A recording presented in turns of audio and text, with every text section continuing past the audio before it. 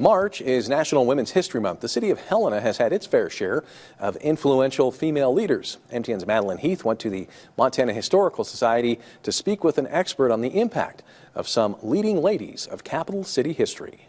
When we think back to our history books, we think of governors and military leaders that were oftentimes men.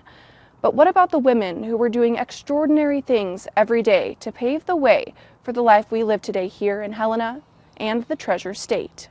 I think that one thing that studying women's history does is remind us about the everyday extraordinary people in our past and our present and hopefully in our future. And in downtown Helena, the women's commemorative mural paints the picture of the importance of the everyday woman and her impacts. Although most of the women featured are archetypes, Fanny Sperry Steele's story takes us for a ride. Like many Montana women, Steele began riding horses at a young age, and in 1912 and 1913, she was named Lady Bucking Horse Champion of the World at the Calgary Stampede. She also was the first Montana woman to receive a packer's license. So two of the women that I really adore are Belle and Frida Fliegelman. Belle Fliegelman helped campaign for Jeanette Rankin, who was the first woman to hold federal office in the United States.